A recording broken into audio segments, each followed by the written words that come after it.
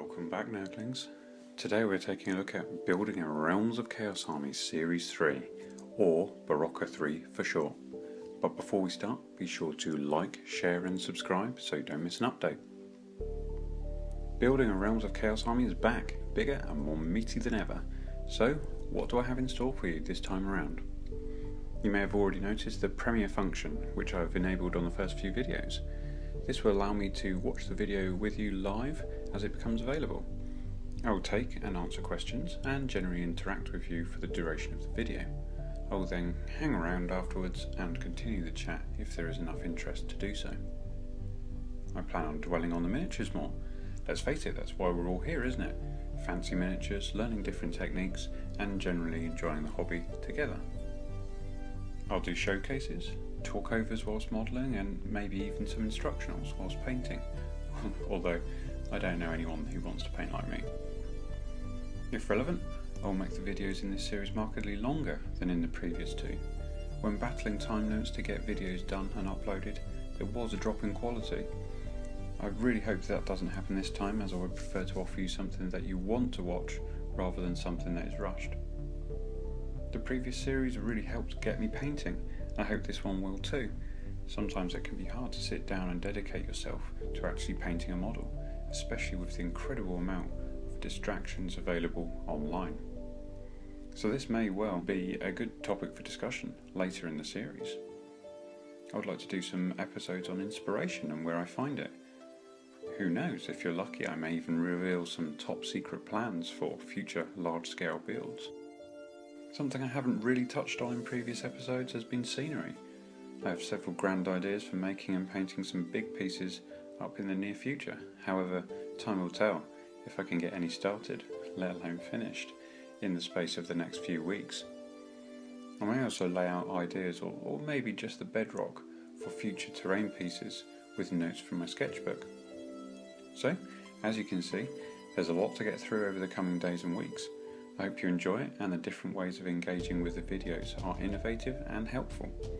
If you have any great ideas for conversions, pieces of terrain, or even whole episodes, then leave them in the comments below and I'll reply post haste.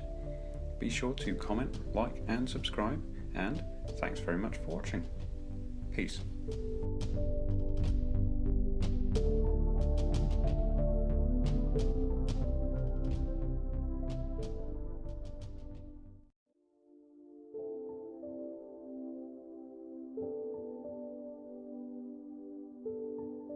Welcome back, Nerglings. Today we're going to be taking a look at Chaos Warriors, but before we start, be sure to like, share and subscribe so you don't miss an update. Woe, O world! The age of mortals is coming to an end. Time passes into oblivion, and the stars lapse in the sky. The dreadful breed of night is crawling out of darkness to take possession of the world. Fools! Seek refuge in faith or madness, for there is no longer any other place to hide. The reign of chaos has begun.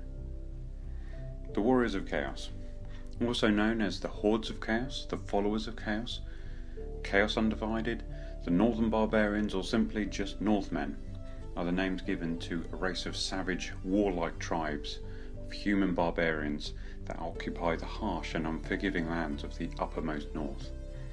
Known in the lands of the old world as the dreaded Northern Waste.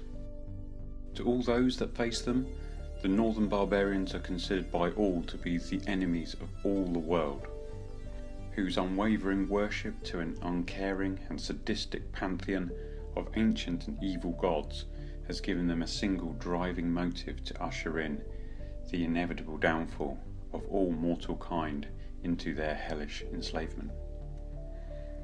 Out of all of the many threats that the old world must face, none strikes such fear and misery into the hearts of men like the followers of chaos. Slaves to darkness all, they have given themselves wholly to the ruinous powers, some unwillingly, others because they felt they had no other choice. Chaos itself is a corrupting influence upon the world, like a dark, malign cancer that eats at the minds of all those that live within the world. No single race, no matter how noble or powerful, will ever be safe from their barbaric invasions, nor are they safe from the seductive whispers of the dark gods. However, out of all the mortal races that Chaos has corrupted over the centuries, perhaps the greatest and most numerous of their followers are those of mankind. The race of mankind is a paradox upon the world, for although they are considered the world's greatest defenders against the darkness that is Chaos, they are nevertheless also one of Chaos's greatest and most numerous servants. The corruption of Chaos runs deep within the blood of man, and its influence upon human history has literally shaped the founding of entire nations. From the northern waste, armies of the dark gods would attack the southern lands time and again, slaughtering without reason, pillaging that which is not nailed down, and just simply wreaking wanton destruction to the nations of the old world. No matter how many of these marauders are killed, no matter how many invasions are pushed back and enemy armies annihilated, hordes of Chaos can never truly be defeated. And after a few years of relative peace, they shall once more come down south and begin the vicious cycle once again.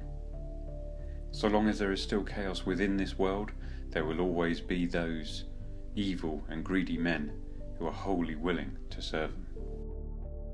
The origins of the Warriors of Chaos can be tied to the origins of both Chaos and mankind itself. Long before the coming of mankind upon the fertile lands of the old world, the world was originally a lush paradise, guarded by the powerful beings known only as the Old Ones. By Old Ones I would suggest either the Satan or the Eldar could have been these beings, thus lending credence to my theory that the old world itself lies within the Eye of Terror and is actually set in the Warhammer 40,000 universe. Heresy, you say? Nay. If you look at it from the point of view of the Emperor and his conquest across the galaxy, it makes a modicum of sense that just maybe Sigmar is the Emperor himself. He united humanity in the old world and then mysteriously left to conquer new pastures. I'll leave that there. Let's continue. These intelligent and benevolent entities originally had a purpose for this world's creation and went about drawing it closer to the sun and seeding the planet with the first forms of life. However, a catastrophic event had occurred in an unknown point in time that has since cursed the old world to its inevitable damnation. So what does this mean for Chaos? Well, if the old world is somewhere within the Eye of Terror, then it stands to reason that Chaos would permeate the world. This is absolutely the case, as the old world is fraught with madness, despair and destruction. Maybe it was the fact that the Emperor had personally intervened in the world that Chaos could not consume the planet. In addition, interesting isn't it that the 13th Black Crusade should occur at the same time as the fracturing of the old world and the coming of the Age of Sigmar. Perhaps Archon is actually Abaddon. Food for thought. Maybe he isn't such a lightweight after all. These barbarian raiders owe their oaths of allegiance to powerful champions dominated by the concept of strength. Most, if not all, of the barbarians of the Northern Waste start out life as a member of a tribe or clan amongst the peoples of the Norse, Kurgan and Hung. These Northmen societies are usually comprised of many different cultures, traditions and their own respective versions of the Chaos gods. Nonetheless, each of these tribes usually follow the same type of social structure based upon the strongest ruling over all. The Norse tribes, living within the frigid lands of Norsca, are each ruled by a king who distributes hunting grounds and territory to his lords, who are known as Jarls. The Jarls in turn bestow gifts and favour upon their sworn warriors, who are known as bondsmen. Warriors occupy the most vaunted and esteemed place in Norse society, due to the warlike nature of the northern tribes and their insatiable lust for glory and battle. The rest of Norscan society consists of the elderly, the infirm and the women. At the very bottom rung of Norscan society lies the thralls, slaves taken in raids for use as menial labour, as consorts and worse, as sacrifices to appease the dark hunger of the Chaos gods. Kurgan and Hung tribal society also follow a similar form of hierarchy, but instead of kings and jarls, these barbarians are led by powerful chieftains known as Tsars, perhaps in imitation of the Tsars of Kislev. Outside of this tribal hierarchy, warbands of Chaos Warriors are usually united under the ruthless banner of a particularly powerful Chaos Warrior known as a champion. These champions are naturally the strongest and most powerful individual within the warband and often bear stigma of the Dark God's power.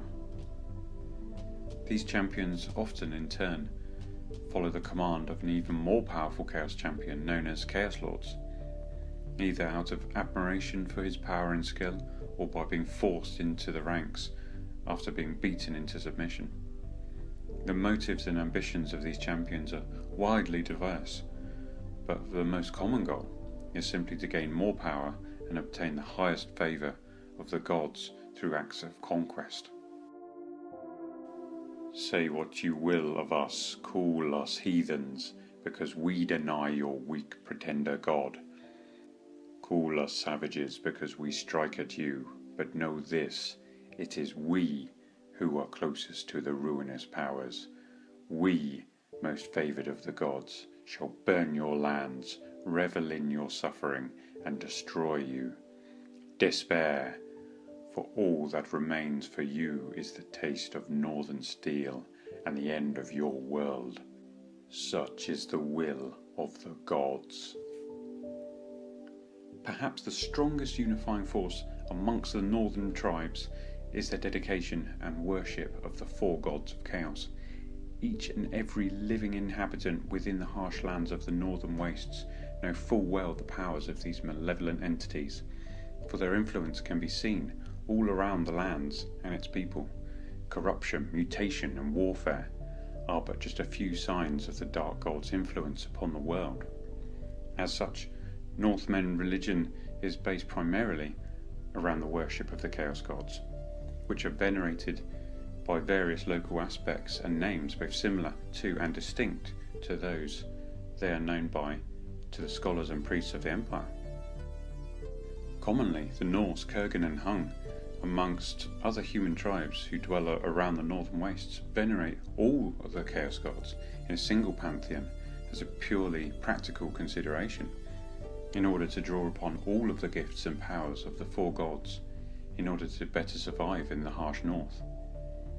In spite of this, there are many tribes who do in fact take a single Chaos God as their patron, who is then seen as both the father and protector of that tribe.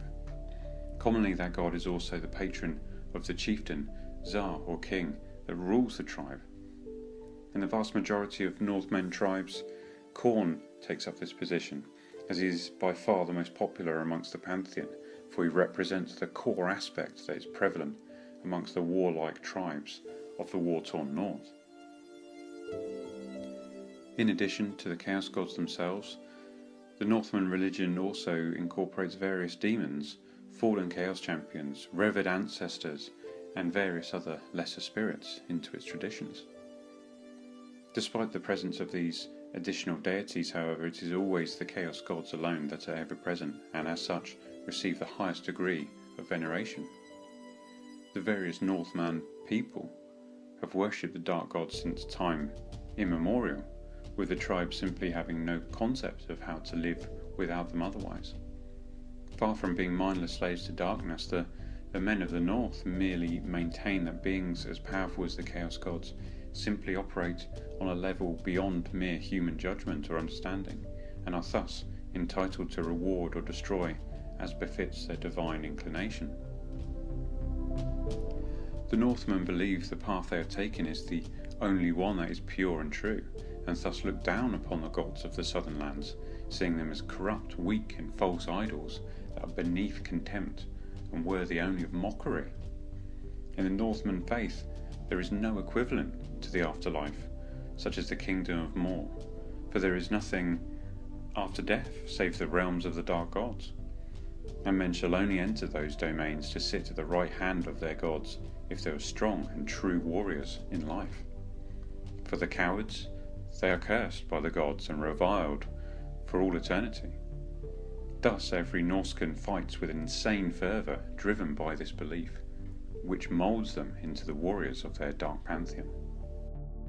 Anyways, background, conspiracy theories and conjecture out of the way, let's have a look at my Forces of Chaos.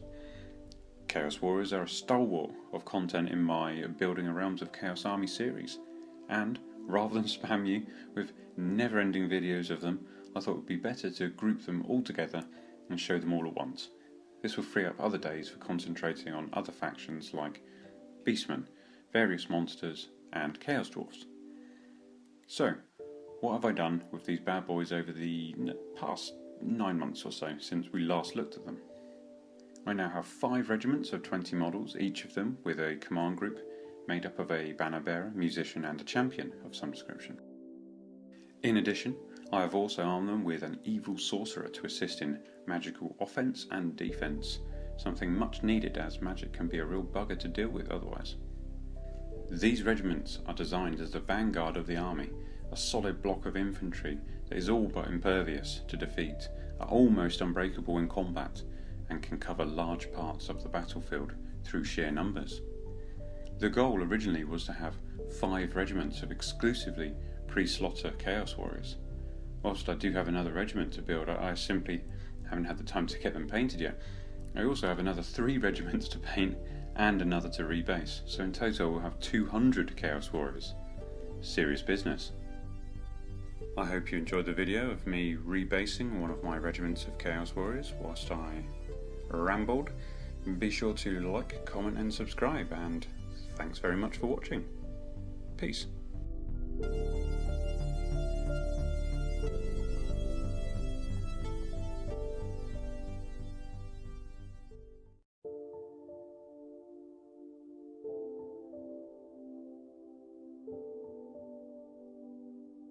Welcome back, Nerglings. Today we're going to be taking a look at the glorious baggage train, but before we start, be sure to like, share and subscribe so you don't miss an update. Right, baggage trains. What the hell are they, I hear you cry? The baggage train, in all its glory, was introduced in the early editions of Warhammer Fantasy Battle. They provided interesting storytelling opportunities, could be used as objectives during a battle, or simply as a nice addition to your army when on display. As a technical aside, a baggage train and logistics have been used in actual armies for millennia. The Greeks, Romans and even Hannibal used them to great success, as they understood that an army marches on its stomach. So, baggage trains were used to ferry food, supplies and useful kit to the front lines, and could return with various loot, slaves and of course injured personnel that needed treating, or alternatively, if they were too far gone to be treated, then disposed of. There seems to have been a renaissance in baggage trains somewhat recently, well, certainly within the last few years. There are various Reddit posts mentioning them and how to build them, as New Age of Sigmar players end up wanting to build supporting elements into their armies. Good old boys return to their Oldhammer collections, and stalwarts of the hobby continue to build and iterate on them in their blogs. Let's have a look at the Warhammer Fantasy Battle rulebook and see what that says about baggage trains. Probably the quintessential baggage train is from the Empire Army, a classic medieval style army that mimics many real-world medieval armies in its fashion, troops and war machines. So, let's have a read. Imperial armies benefit from the most well-organised and useful baggage trains of any old world nation. Their wagons are so sturdy that their baggage train is sometimes known as the Wagenburg, because it looks like a small fortified town when drawn upon in lager. Nobles and knights of the Empire have a serious and professional attitude to warfare, and bring along servants and armourers to clean and repair their equipment. Cooks and victuallers are important, since Imperial soldiers like a substantial meal before a battle, and, of course, there are the buxom Frauleins bearing refreshing steins of lager for the troops after a hard day's hacking. An Imperial baggage train is represented by 1 wagon and 5 civilians per 1,000 points worth of troops. These civilians will have standard human profiles, are unarmoured and use improvised weapons. If the army includes halfling allies, the baggage train may have halfling civilians instead of human. Enlightening, I think you'll agree. But how does this slot into my Chaos Army? Well, let's have a look at what is said about a Chaos baggage train. Bringing up the rear of any Chaos horde may be seen their hideous train of camp followers. Foul beings, including those mutants too far gone to be worth putting in the battle line. They accompany awesome creaking wagons of horrific form, riddled with woodworm and decay, and drawn by pathetically deformed beasts of burden. These weird wains are piled high with cages, cauldrons, and sinister inlaid caskets, whilst implements of torture and insane ritual are hung about them. A continuous eerie sighing emanates from the sad shuffling and cowled figures groping behind the wagons. A chaotic baggage train is represented by 1 wagon and 3 followers per 1000 points in the army. These should have Chaos Cultist profiles and improvised weapons. Lovely stuff. So, for the most part, there are similarities. They include wagons, various hangers-on, and are designed to support a certain amount of troops. Of course, if you don't collect either of these armies, the basic rule is the same. Let's briefly visit the other races' baggage trains and see how they differ. Bretonnian nobles are inclined to bring an entourage of servants with them and enough baggage to allow them to live in the courtly manner to which they are accustomed. Inevitably, these magnificent retinues attract scruffy peasants, vagabonds, and other good-for-nothings, hoping to scavenge the fields of glory for loot.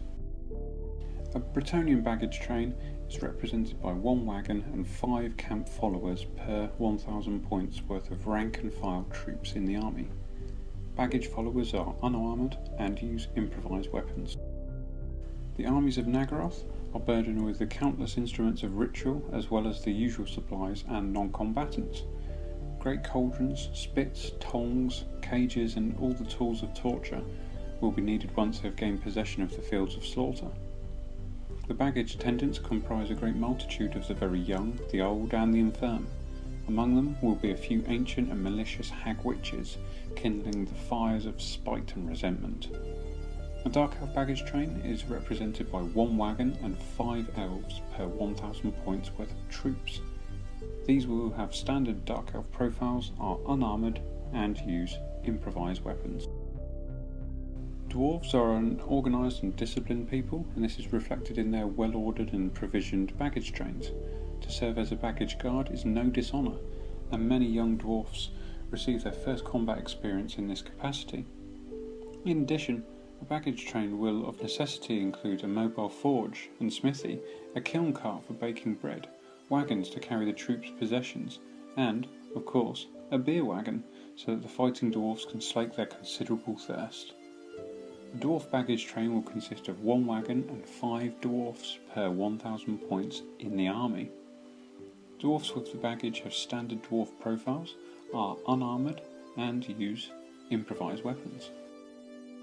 High elves often bring with them many servants, minstrels, bards and other attendants to entertain them in their magnificent tents while on campaigns. Sea elves frequently venture far inland and need to bring provisions and trade goods with them. An elven baggage train is represented by 1 wagon and 5 non-warrior elves per 1000 points worth of troops. These civilians will have standard elf profiles, are unarmoured, and use improvised weapons. The ragtag followers that trail after an orc and goblin army are vile, destitute, and quarrelsome beyond even the disgustingly low standards set by orc warriors. Heavy and multiple dugged orc womenfolk make up the majority of the baggage train, their muling offspring, the aged, whelps and assorted hangers-on make up the rest. Those too infirm, old or stupid to be drafted into the army can make a good living by working the baggage. Drivers, cooks, leather workers, smiths, bunco artists and all manner of worthless scum can profit by hanging around the army. Taking advantage of the confusion, they loot, pillage, burn and steal along with the rest of the army, as well as sharing in the fun, torturing captives, and the spoils, eating captives. An orc baggage train is represented by a single squalid wagon and 5 followers for every 1000 points worth of rank and file troops in the army. Baggage followers always include at least 1 orc and 1 Goblin model, plus any other models of a goblinoid race represented in the army.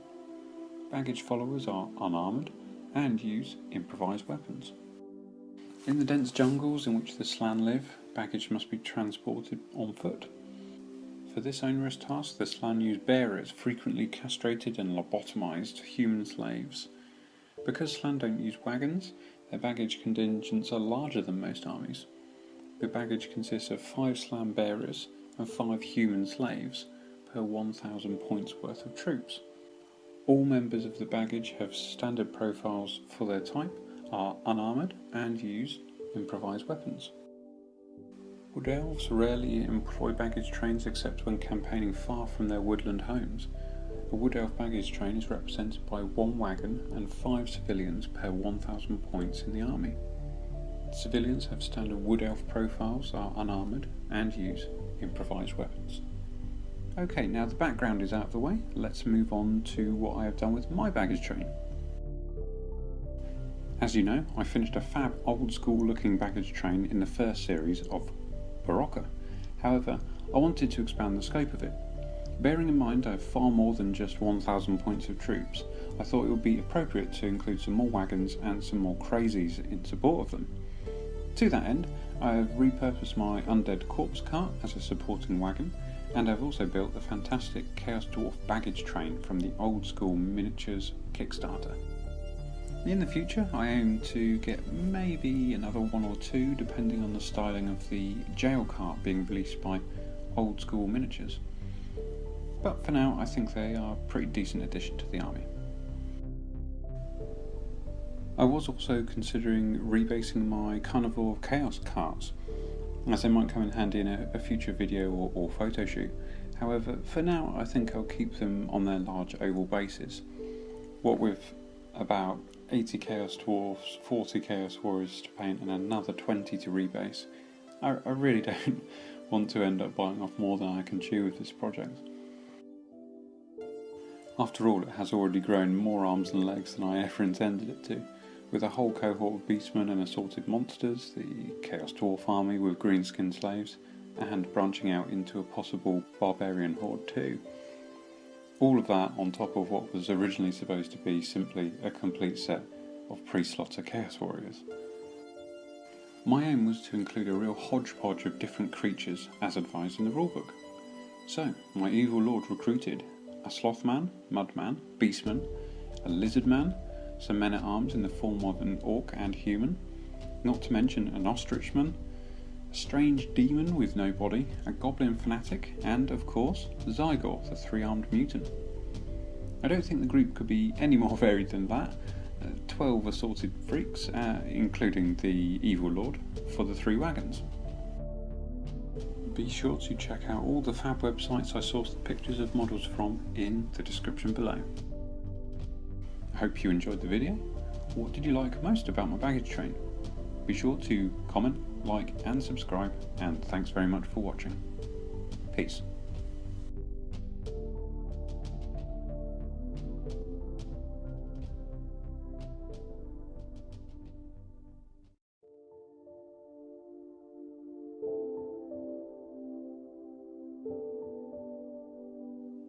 Welcome back, Nerglings. Today we're taking a look at my Chaos Dwarf war machines, but before we start, be sure to like, share and subscribe so you don't miss an update. They wish to make the world a place of smoky darkness, where hope and cheer are crimes punishable by immediate slavery and slow torture. Theirs is an endless greed that neither time nor wealth can ever abate. They committed blasphemy by turning away from the ancestor gods and practicing magic. Magic, I tell you. They are our greatest shame, and they will be dealt with in time. The Chaos Dwarfs are an industrious, dark-souled and merciless warrior race of smiths, slavers and brutal killers that dominate the dark and cheerless landscape of the Dark Lands. At the centre of the Dark Lands lie a region filled with innumerable blackened factories of hellish forges and massive armories, a heartless and nightmarish industrial empire, the likes of which surpasses all others in the old world. Long separated from their fading kin of the West, the Chaos Dwarfs have wholly given themselves over to their Dark Master, and chaos has worked subtle changes on their bodies. They are the darkness and evil of the dwarf race given form, slowly mutating even a notoriously resilient dwarven physiology, inflicting twisted terrors on their minds and souls, so they have become a spite-filled and calculatingly cruel reflection of what they once were.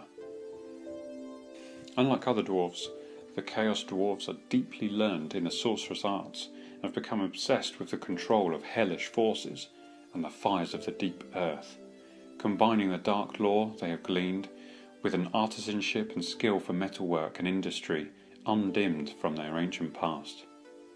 From their massive hell factories deep within the dark lands, shielded by deadly mountain ranges and set amid desolations of industrial waste and the haunts of monstrous beasts, the empire of the Chaos Dwarfs has faded into legend to many in the old world. But those forced to confront their implacable black iron-clad armies and savage war engines know the truth.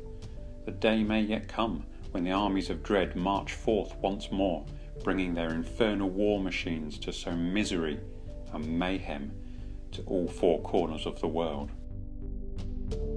The domains of the Chaos Dwarfs have come to encompass the fire-scorched volcanic plain of Zarduk, at the heart of which Zar Nagarund sits, and, like a black iceberg, its real extent lies not above, with its armoured ziggurats and fire-lanced temples, but below the surface in countless miles of magma-lit delvings, cavernous chambers and vaulted mines, which resound to the cries of tortured slaves and the ringing of hammers in an untold number of diabolic forges. For many miles around it, the plain of Zar has succumbed to the hand of the Chaos Dwarves. It is littered with the scars of vast open mines, fiery rivers of magma, ash dunes and stagnant pools of foaming yellow and blood-red noxious with toxic spoil, and fortified workings and watch posts which line the great machine-crushed roads upon which countless slaves haul ore and plunder to feed the ever-hungry city of the Chaos Dwarfs. Beyond their heartland, in the plain of Zar, they have raised great fortress citadels and towers to establish their domain throughout the far-flung and perilous dark lands. Although no force, even one as brutal as the Chaos Dwarfs, can lay claim to true sovereignty over this vast realm of accursed, monster-infested, shifting ash deserts.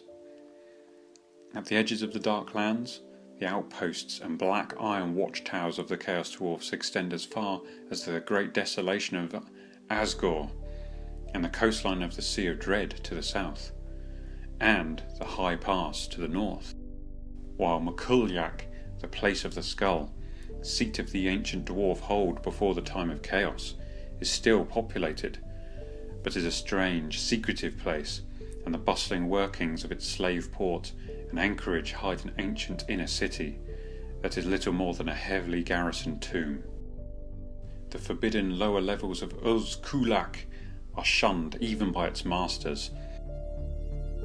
The truth about the Chaos Dwarfs is buried beneath lies and evasions, for they are the great shame of the dwarfs. Ask any dwarf, and they'll fiercely deny their existence.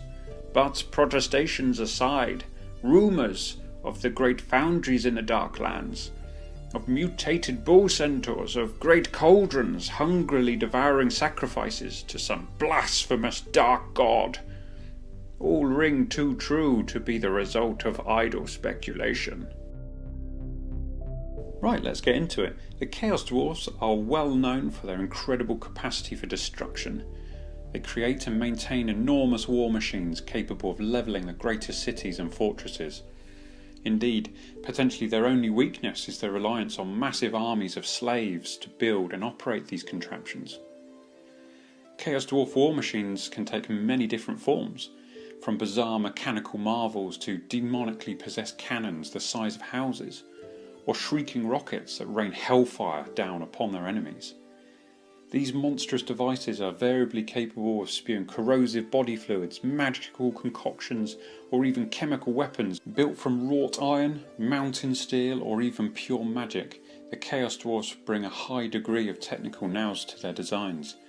As there are invariably few Chaos Dwarfs to man these machines, they are often designed so that even the stupidest orcs or goblins can operate them with relative ease. Often entire armies of slaves will be put to work building giant battering rams and siege towers. They will then be given the unenviable task of capturing wayward giants, ogres, or suitable monsters from the surrounding area to power them. A Chaos Dwarf army may contain many hundreds or in some cases thousands of slaves. If a slave performs particularly well, they may well be given a brief respite from battle and harsh conditions, long enough to be fitted with armour and more effective weaponry. For instance, some orcs and goblins will be given plate armour and standardised weapons like axes, swords or spears. The slaves are controlled by a series of slavers led by masters. Ogres, Chaos Warriors and of course Chaos Dwarfs themselves will fulfil this role with glee.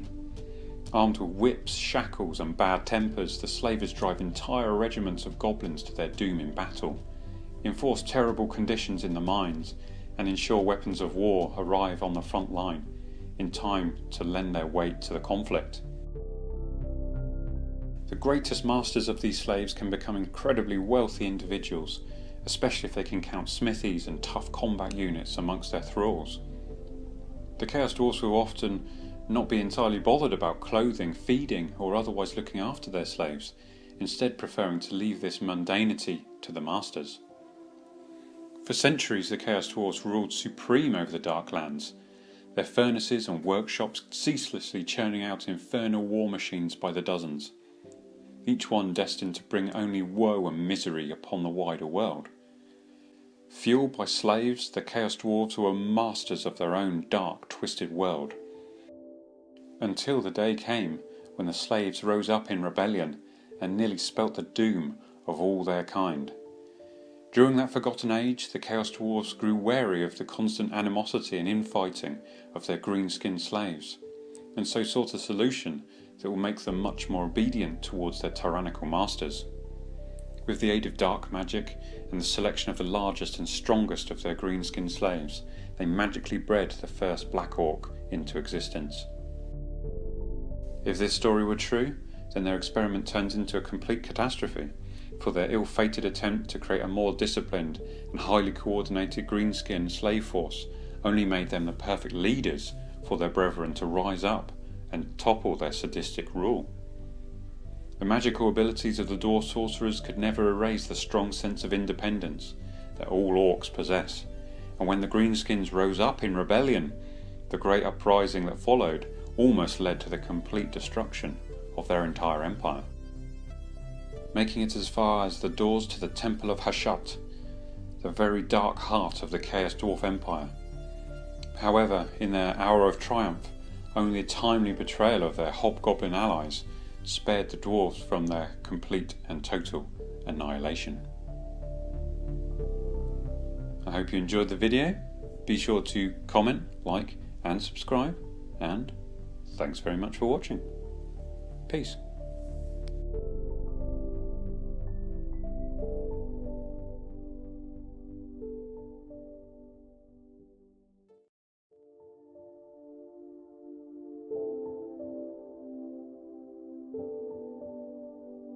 Welcome back, Nerglings.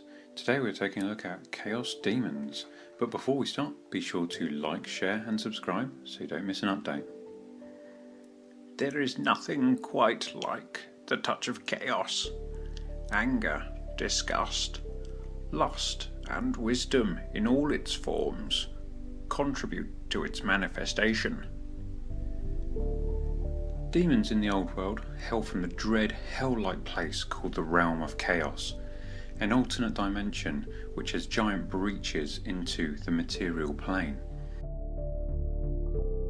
This realm is composed of pure magical energy, flowing into the world through the collapsed gates of the Old Ones. The Realm of Chaos powers the spells cast by wizards and sorcerers. It's the very lifeblood of magic. This magical energy is affected by the subconscious minds of men. Their thoughts, fears, and wishes become manifest as living creatures in the realm of chaos. Small rifts into the mortal world caused by excesses of emotion or bloodshed may occur anywhere, but it is at the poles of the world that these forces are strongest. The larger the rift in space and time, the more powerful its inhabitants. Similarly, the smaller the rift, the weaker and more fragile the demons that come forth. Furies, monsters with the wings of giant bats, typically come first, followed by small demons like Nerglings, followed by stronger and stronger demons. These demons will stay in the mortal realm until all of the magic that created them is used up. In the realms of the Empire, this is usually a few days, but demons can evidently manifest indefinitely in the warpstone encrusted soil of the Great Northern Chaos Wastes. It is obvious then that the expansion of the Chaos Wastes often heralds incursions of varying scale into the civilized world. Over time, these entities have become immensely powerful, with the greatest of their kind becoming the Chaos Gods. These gods can manifest if there was a big enough rift, but this has not happened in recorded history. Less powerful entities or demons are partly tied to the will of the Chaos Gods, but also remain tied to the thoughts of mankind. As most demons serve one of the gods, when the armies of that god go to war, those demons tied to it will often march alongside the army. In the old world, there are 4 major gods of chaos, each with its own personality. Khorne is the god of war and violence.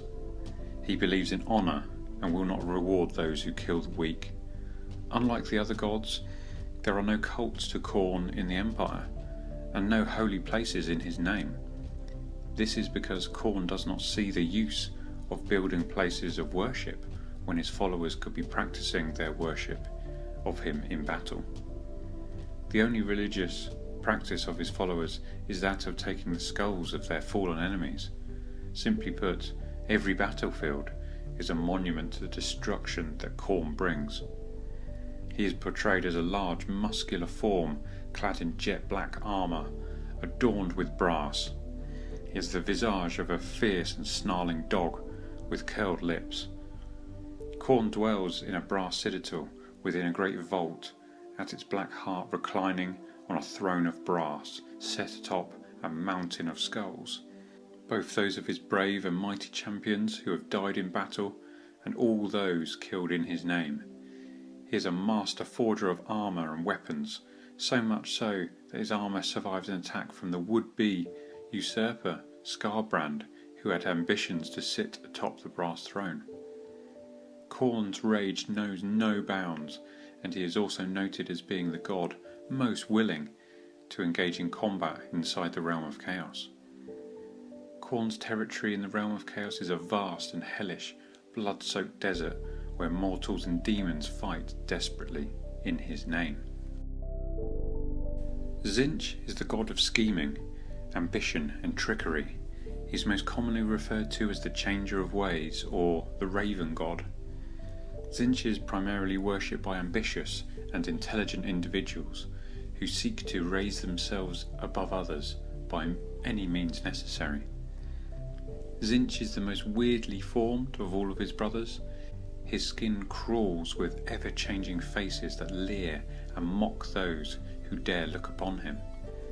His actual face is puckered and formed upon his upper torso, so his head and body are one, and above Tzeentch's eyes sprout 2 sweeping horns that crackle with arcane fire.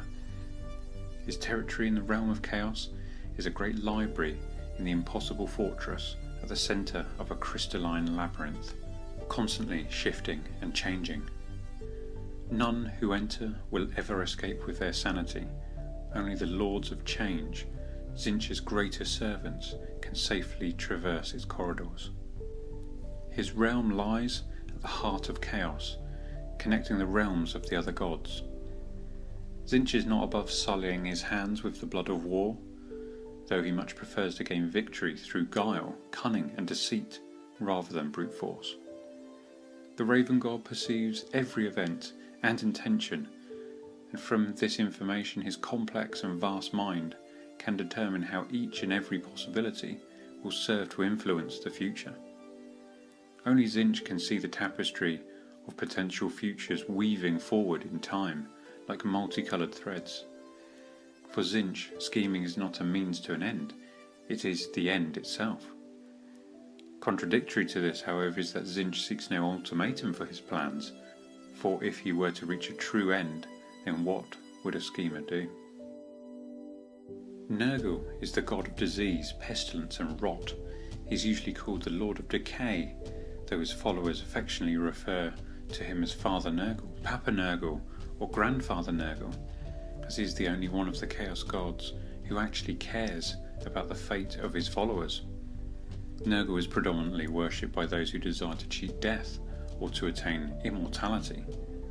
Ironically, since Nergal is a god of disease, he will afflict those who worship him with terrible infections, unknown diseases and poxes. However, for their efforts they will be rewarded. Immunity to the effects of illness, pain, injury, and even death itself. Nergal's territory in the realm of chaos is a great garden filled with diseased alien plants and other creatures. At the centre stands Nergal's mansion, made of rotted wood and crumbling stone, where Nergal resides. Under mildewed and sagging beams, he labours for untold hours at an iron cauldron, which is said to be large enough to hold all of the world's oceans. It is here that he creates his masterpieces. Day on day, he creates contagions and pestilence. It is then his most loyal creatures, the great unclean ones, that then take his filth to every corner of the old world with glee. Slaanesh is the god of pleasure, desire, hedonism and indulgence.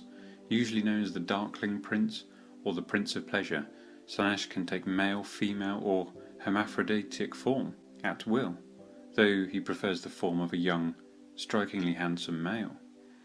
All those who look upon Slaanesh lose their soul and become slaves to his slightest whim. He is worshipped by those who seek pleasure and to indulge themselves, no matter how vile or debauched. Slaanesh's territory in the realm of chaos is a great castle that contains 6 concentric rings. Each ring, as you progress inwards, presents different manners of temptation. The circle of avidity forms the outermost circle, appealing to an intruder's sense of greed. The next circle is that of gluttony, and any who taste a drop of wine or a bite of food from the banquets and rivers will become a bloated fool who will indulge themselves until their body gives out. The third circle is the circle of carnality, where all manner of fleshy pleasures may be sampled. Upon entering the fourth circle, that of megalomania, the traveller is greeted by a cheering crowd, where intruders are tempted with power and its application. Then is the fifth circle, vainglory, a garden with beautiful flowers and heavy thorns. The sixth and final circle is that of indolence, a serene domain of heavenly choirs and perfumed seas. All within this domain seek to lure the senses with level sands and scented winds. The sands are the desiccated husks of those who have succumbed, and the choirs are the tortured souls of those who are lost there. Upon making the journey through this hellish landscape, a traveller can ascend to the seat of Slaanesh's power. Many have tried, and none have yet succeeded. Since demons are made of pure magical energy, they are difficult for weapons of the physical world to destroy. However, certain rituals performed by imperial warrior priests can assist in their defeat. As the winds of magic fade, so do the powers of demon kind. This can happen at any time. If the demons are overcome by their foes in combat, the magic binding them to the world begins to scatter, and the demons can be banished back to the realm of chaos. The miniatures shown here are a mixture of followers of all 4 chaos gods: a mighty gargoyle in the form of a bloodthirster, a bloated beast in the form of a great unclean one, a lithe and bizarre keeper of secrets, and a wily old lord of change in the shape of a bird. Whilst they are an interesting bunch, it is the use of demons throughout the army that really makes the whole thing pop. The strong-looking red demon with the lady over his shoulder is the leader of a regiment of Chaos Warriors. The powerful Plague Bearer is a character that supports a mighty Chaos Champion. The head on legs is a minion for a Chaos Lord. There is of course the beast that pulls my Chaos Dwarf's baggage train. Finally, there is a strange bug-like monster with the face of a beautiful woman. I absolutely plan to build and field some more demons in the army, seriously considering rebasing my current forces onto 25mm squares actually. Although this may prove one of those moments where it's best left undone for the time being, as there is simply so much to do as it is. I don't want to multiply my workload for the project. Well, I hope you enjoyed the video. Which model was your favourite and why? Be sure to comment, like and subscribe, and thanks very much for watching. Peace.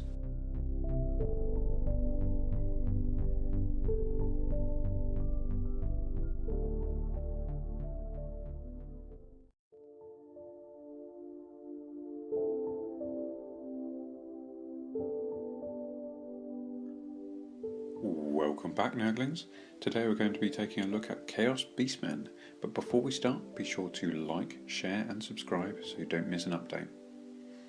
The Beastmen, sometimes known as the Cloven Ones, the Horned Ones, the Beasts of Chaos, or even the Children of Chaos, are a race of savage, mutant humanoids that bear various traits of bestial appearance, such as cloven hooves, muscular human bodies, horned bestial heads, and malign primitive intelligence.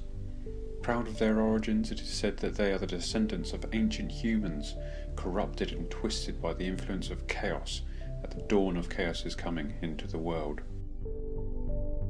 From deep within the twisted forested woodlands of the old world and beyond, the Beastmen are a violent, war-driven race that seeks only to plague and destroy the civilizations of mankind.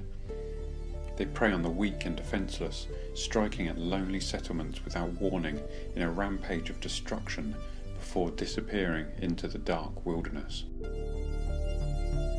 It is in the darkest reaches of the world that the Beastmen lurk, the caves and forests of the old world that have long since been abandoned to nature. A nature twisted and mutated by the power of chaos. To the citizens of the Empire, Bretonia, and the other nations of the old world, the Beastmen have come to represent creatures from a half-remembered age of nightmare.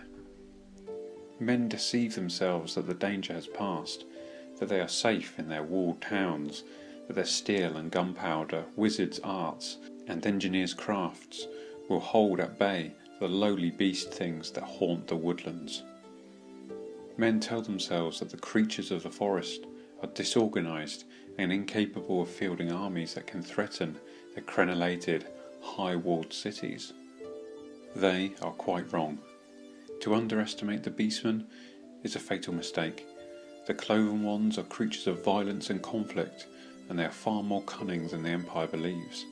Worse still, the more noble and haughty the foe, the more the Beastmen are driven to prove their own supremacy by casting him down from his lofty pedestal and trampling his body beneath blood-encrusted, filthy hooves. As such, these unruly, coarse and foul creatures would go to war with savage intent, slaughtering the civilized races like cattle, burning down and shattering their homes, and stomping on the remains with their cloven hooves, until there is nothing left but devastation and ruin. It is said that so long as chaos reigns over this world, the Beastmen shall plague the lands of mankind for all eternity. In their most primal core, the Beastmen are indeed a fusion of man and beast, a transformation that came about when the gates of heaven collapsed and the influence of chaos smothered the world in its grip. The term Beastman is often used to describe a whole spectrum of different animal-like beings of varying appearance and distinction.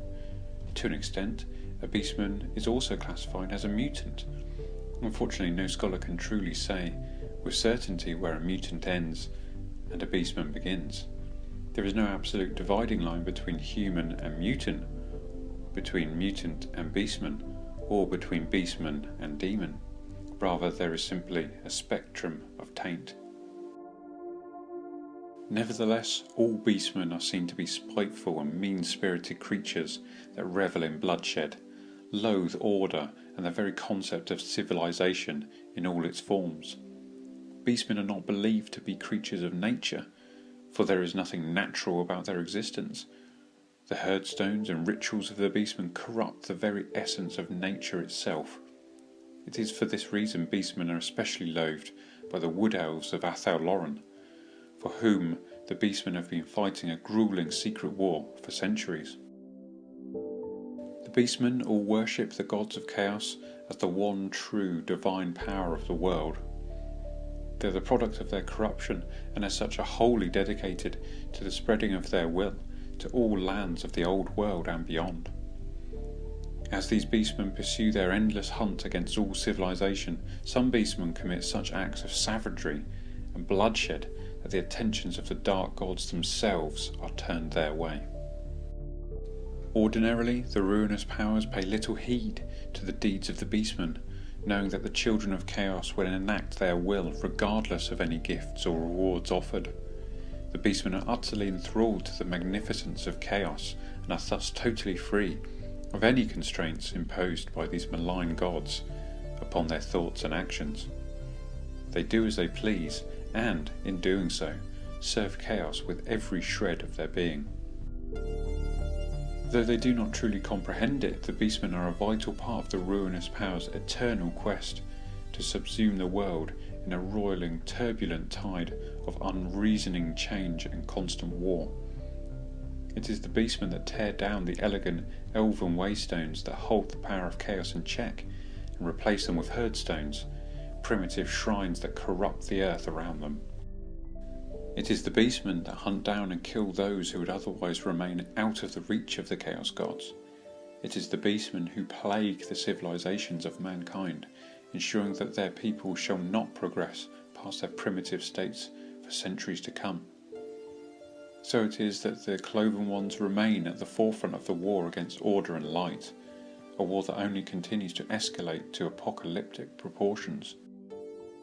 Herd sites are often set up around the sacred herdstones that are scattered throughout the dark forests of the old world.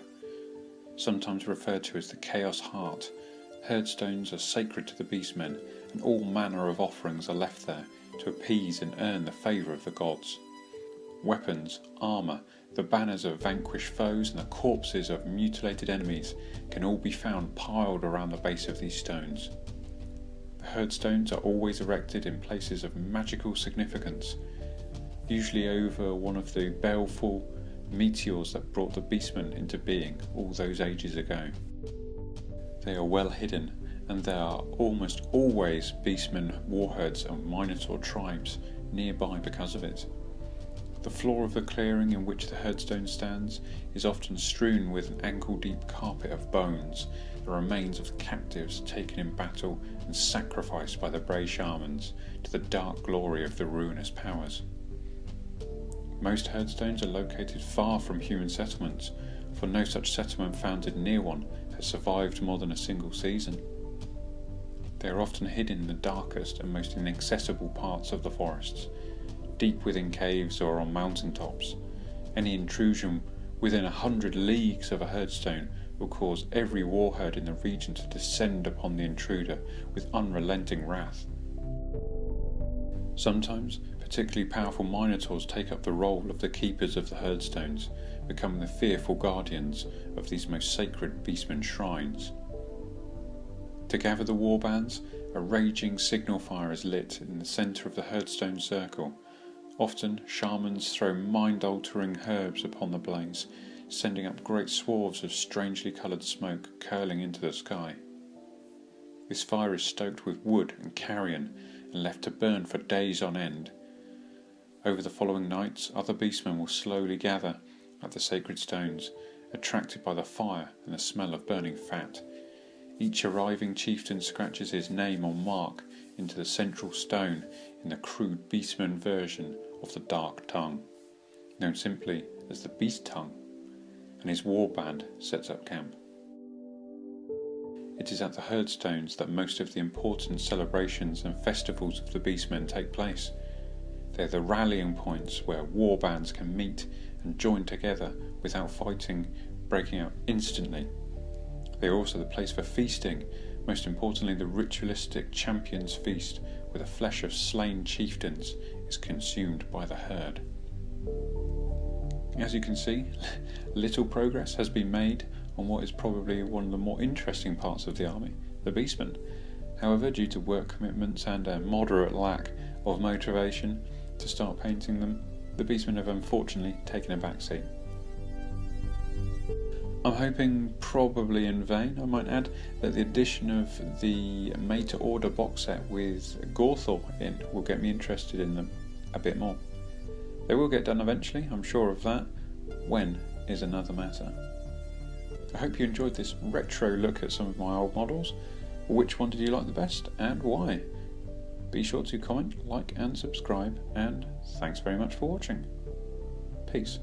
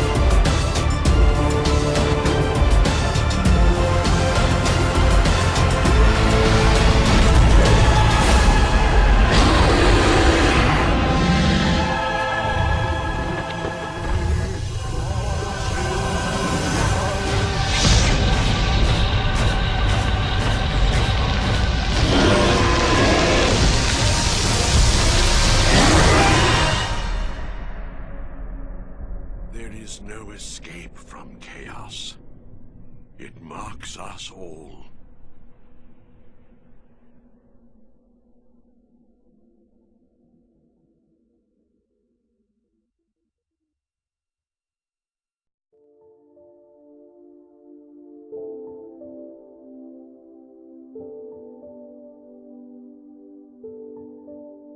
Welcome back, Nerglings. Today we are looking at goblins, but before we start, be sure to like, share and subscribe so you don't miss an update. A goblin is a monstrous creature from European folklore, first attested in stories from the Middle Ages.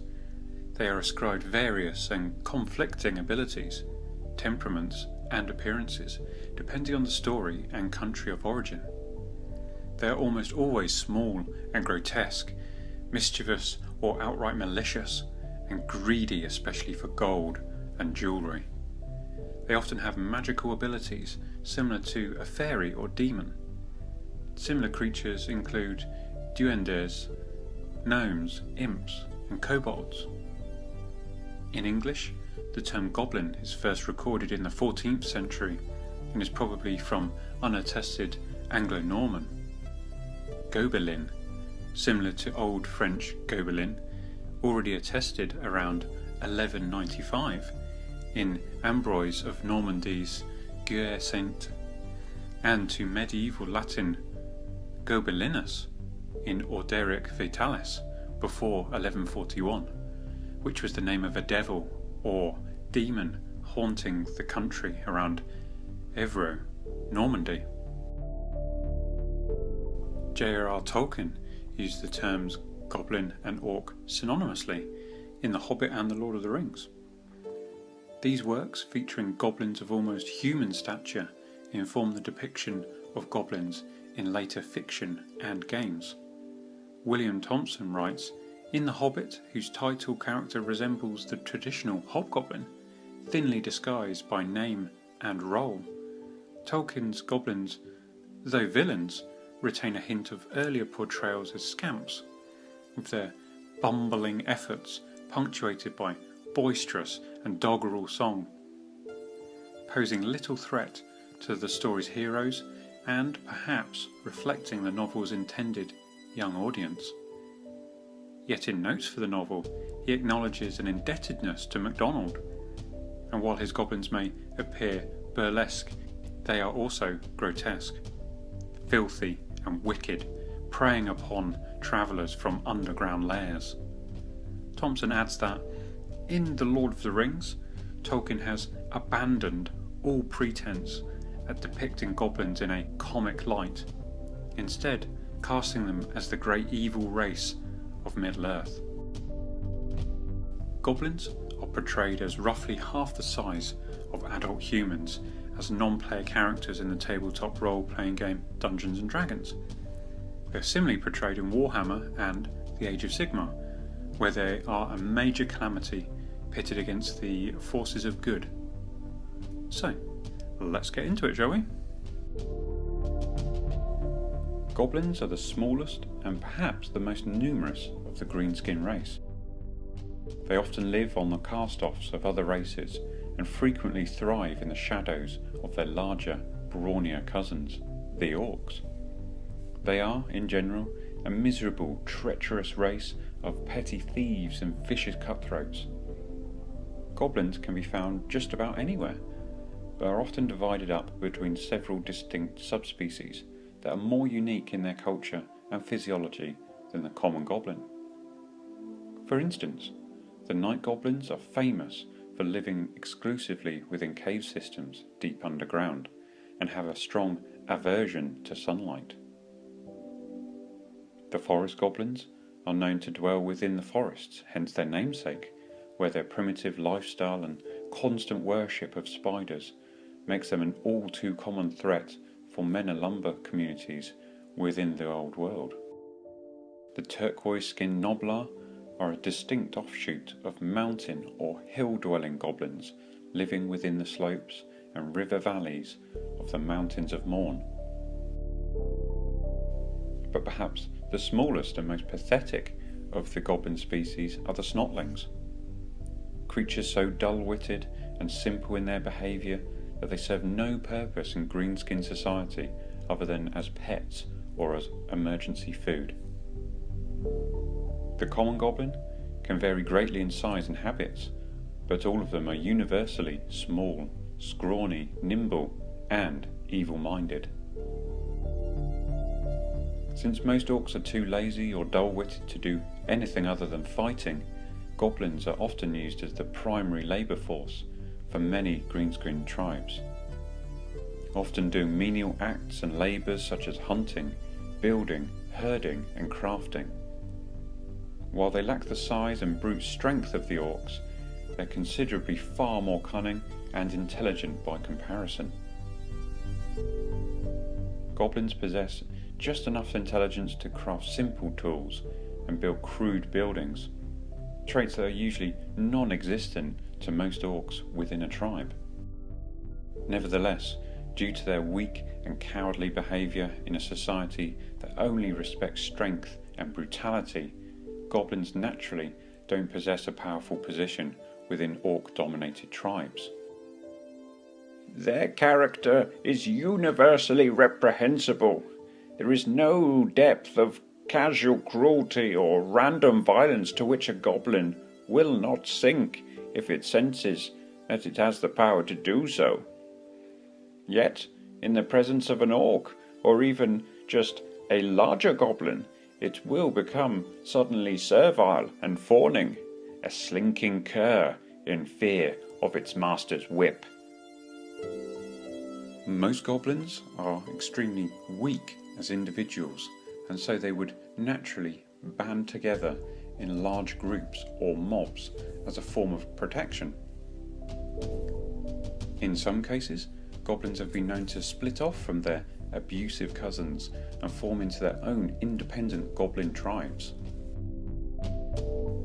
Usually, the most successful goblin tribes consist of either wolf riders that roam the deserts of the Badlands to the south, or night goblin tribes living within the mountains to the east. When in battle, goblins are cowards by nature and would most likely run from the enemy rather than face them in combat. Only in the most overly obvious circumstances where victory is believed a certainty will they actually take up the courage to fight. Goblins normally wear scraps of crude armour and form into their own warbands of lightly armoured infantry equipped with wooden shields, rusted swords or hunting spears. Most goblins, however, prefer to kill their foes at a safe distance, utilising the use of primitive bows and throwing spears to tackle larger or more powerful opponents. In large numbers, and with some proper encouragement, a goblin army on the attack would almost always outnumber their opponents by nearly 3 to 1, using their overwhelming numbers as a way to smother their enemy in a lethal green tide.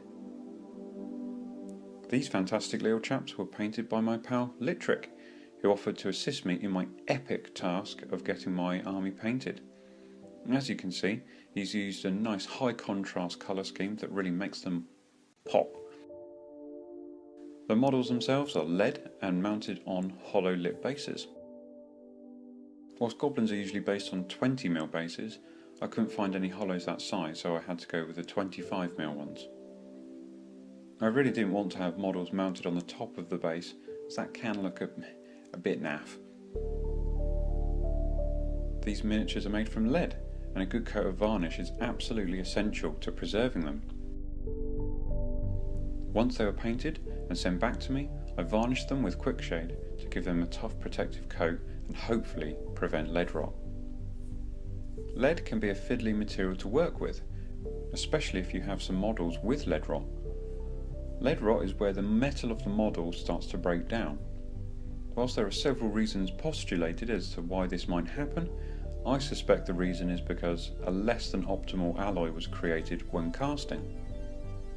Parts of this less than perfect mixture oxidize and create a salt-like substance on the surface of the model. Lead rot can totally destroy models if left unchecked, so it is of paramount importance that you varnish any metal models that are from the 80s. You may ask, why the 80s? Well, this is when alloys for casting were starting to be used en masse. Cheap alloys were created to ensure large quantities could be cast. Unfortunately, the alloys created have not stood the test of time.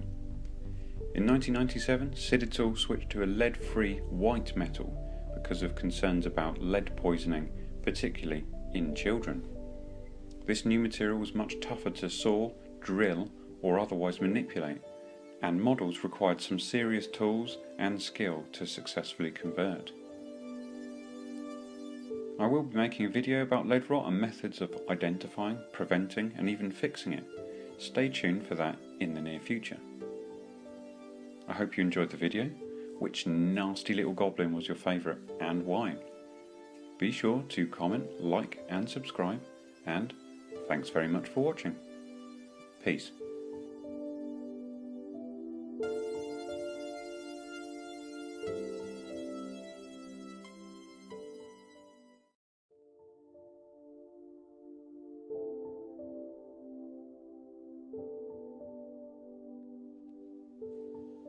Welcome back, Nerglings. Today we're going to be taking a look at some Chaos Dwarves, but before we start, be sure to like, share and subscribe so you don't miss an update. Chaos Dwarves are the dark kin of the Dwarves, who have been corrupted by the influence of Chaos. They were a faction in Warhammer Fantasy Battle up until the 5th edition. Despite how awesome these guys are, they were ditched by Games Workshop because they weren't selling as much as Chaos, Orcs and Goblins or Elves to new players. For ages, they existed only as a dim, fond memory to the veterans of the hobby. They did one new model, the Hell Cannon and its attending Chaos Dwarf crew, but little else. Lo and behold, Forge World flew to the rescue, from where you can buy some brilliant Chaos Dwarf models and can find the rules to use them in Tamarkan, the Throne of Chaos.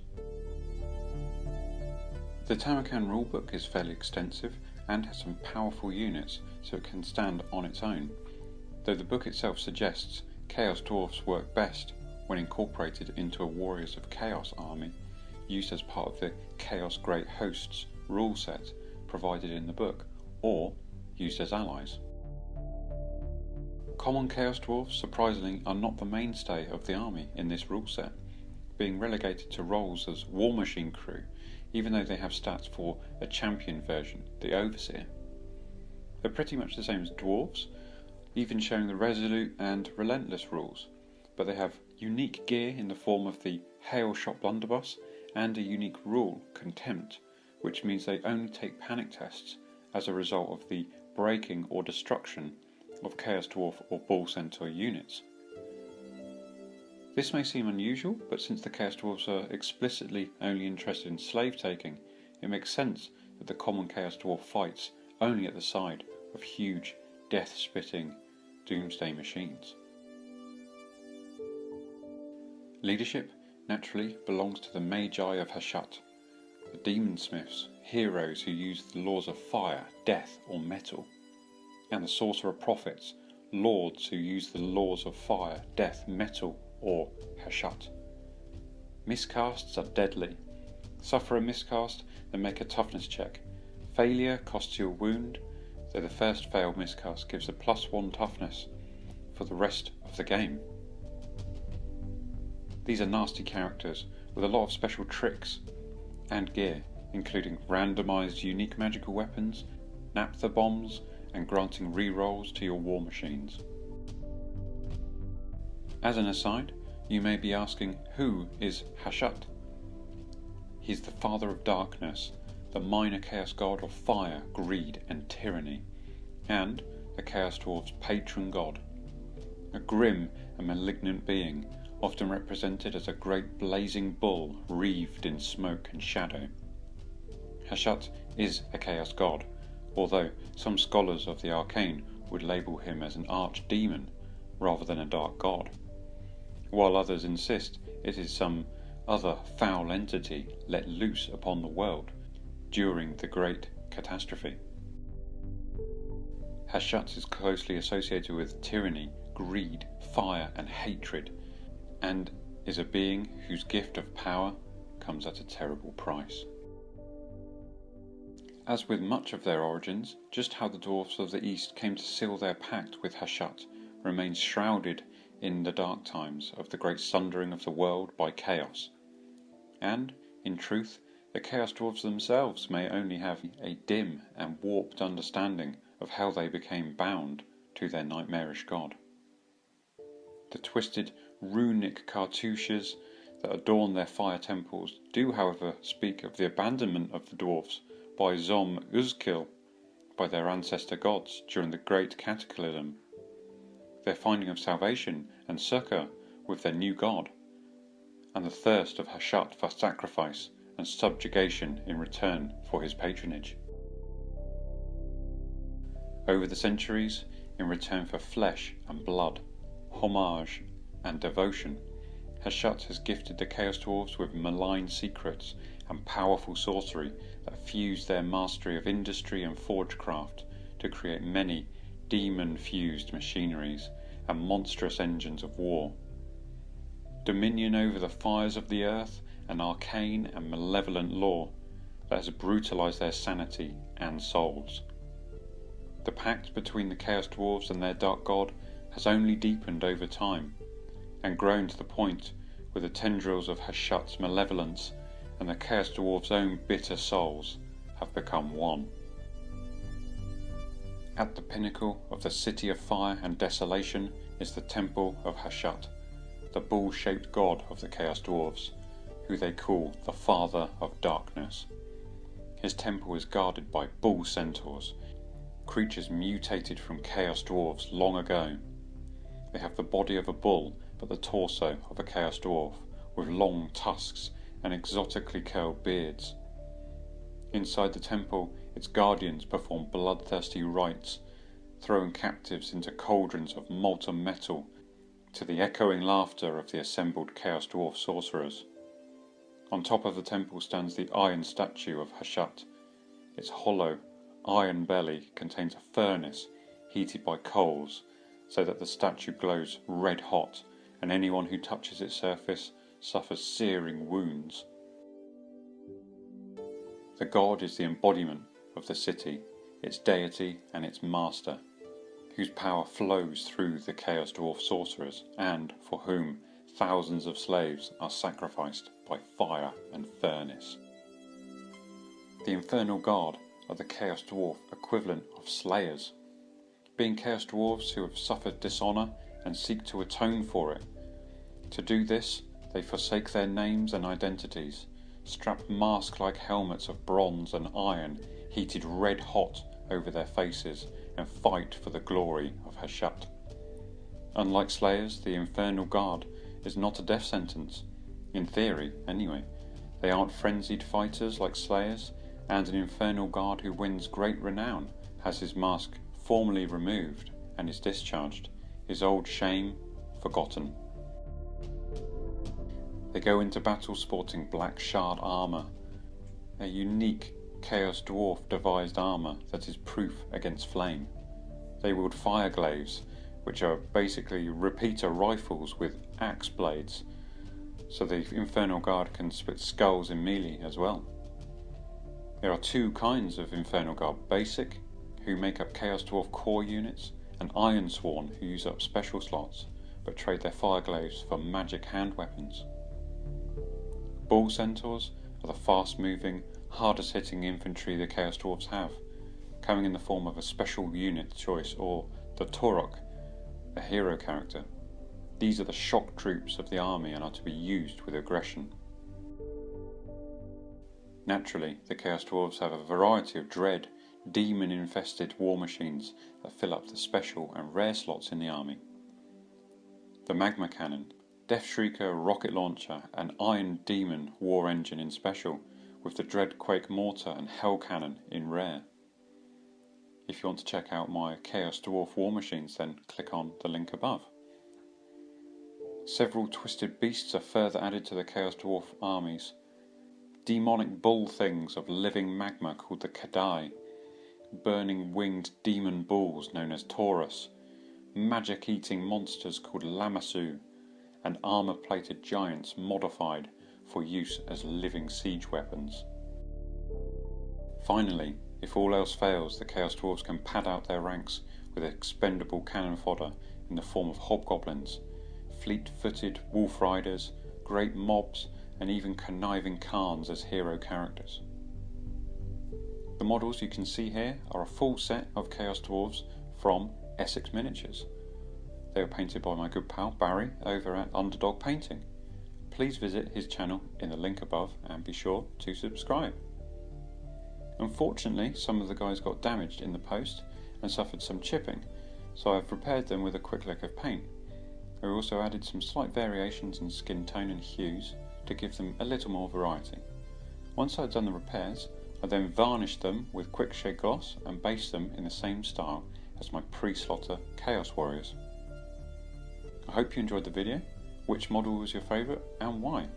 Be sure to comment, like and subscribe, and thanks very much for watching.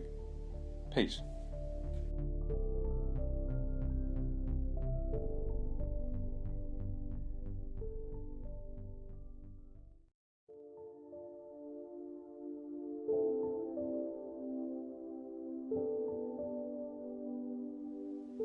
Welcome back, Nerglings. Today we're taking a look at wargaming scenery and chaos terrain. But before we start, be sure to like, share and subscribe so you don't miss an update. Right, so scenery and terrain. Where to begin?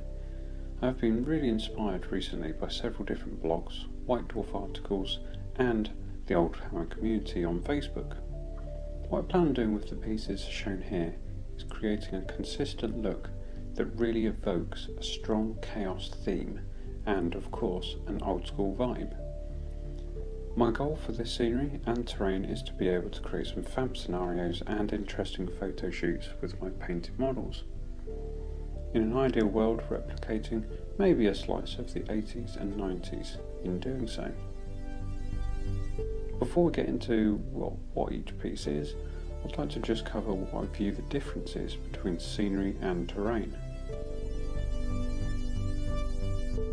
I would say that scenery is used in the background for photo shoots and can be made up of terrain pieces, but is predominantly not used in battles or games.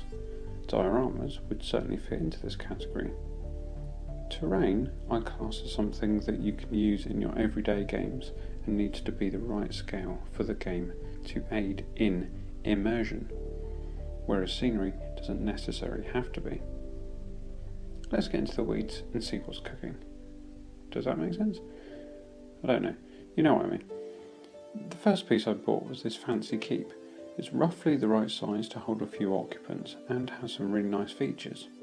In particular, I like the crumbling walls and the rock the castle is perched on.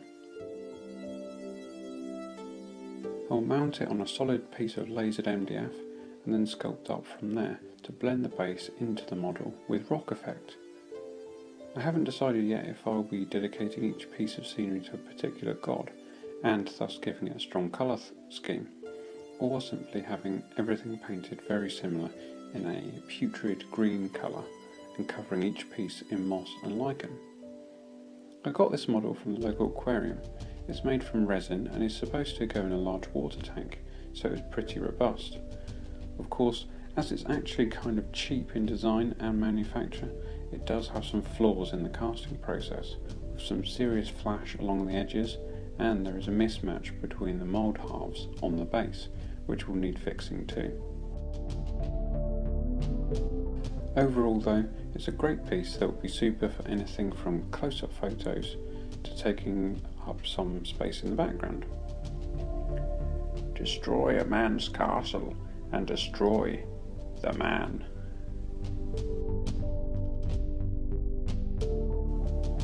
The second piece of scenery is another castle that I picked up last weekend.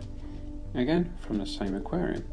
It's made from similar resin and has the same flaws in its design and casting, which are, for the most part, flash issues and a slightly misaligned base. As you can see, it has some nice spires and rooftops. However, I would say it's about 50% of the scale of regular Warhammer miniatures.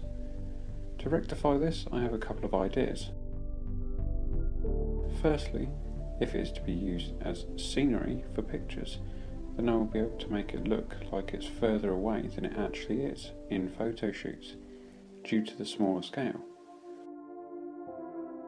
Secondly, I may cover it in Nerglings and just say it's a castle built by them for them, and thus the scale is correct. That could be seen as a bit of a cop-out, but it works just fine for me. Colour scheme I envisaged for this would be a nice green with some extra sculpted pieces in the roofs and on the base. A man will not invite you to his home on orders.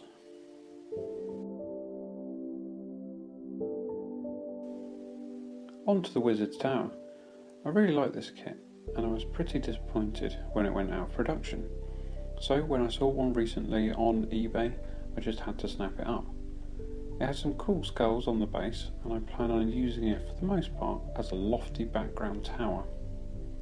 Of course, it isn't complete as I haven't even started gluing it together yet, but I really like the style of the thing and I'm sure I can make it suitably dark and grimy.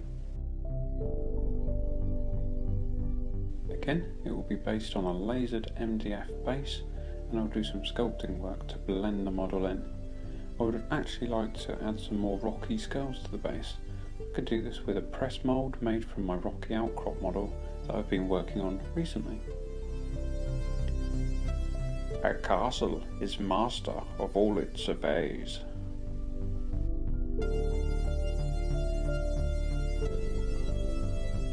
So, on to said rocky outcrop. This is another piece from the local aquarium. Pretty much the same detail as the previous pieces, although the cast seems to have been well aligned for this particular one, and there wasn't much flash. Strangely, I got this model home and then noticed that a piece of it had been smashed off in transit, making the base somewhat wonky, but that's nothing that can't be fixed with some modelling putty. I have filled the hollow inside the outcrop with some modelling clay, and I'll go over the gaps created by the shrinking of the clay with some filler before texturing the whole thing and gluing it to its base. I would like to put some LED lights inside it to give the skulls some eerie looking light effects, but this may be a bit too keen and may not actually look particularly Oldhammer enough for the look I am going for. Blessed are the dark corners of the world, as they harbour the things we dare not. As you can see, I've also included my feculent gnarlmore in this video, simply because it's a fun piece of terrain and would make a nice addition for photo shoots.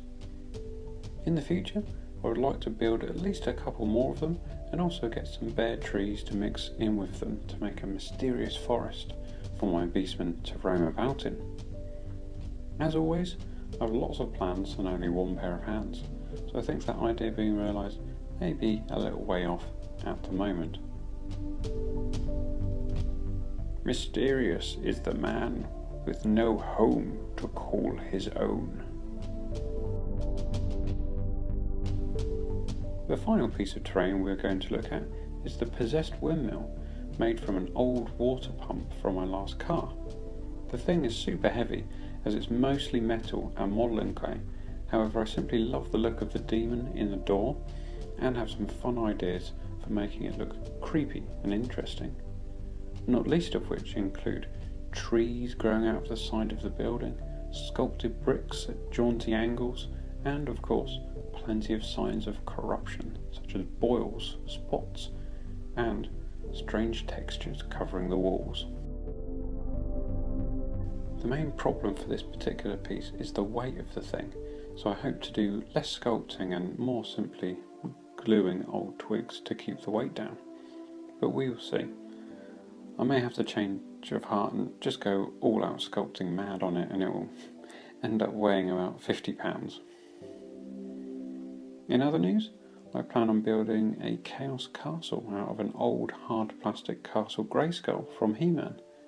However, I seem to be having a bit of trouble getting my hands on one at the moment. My brother's, I believe, is either in my parents' loft or has unfortunately been taken to the charity shop. One way or another, it's unavailable, so I figure I may have to resort to buying one at a premium from eBay.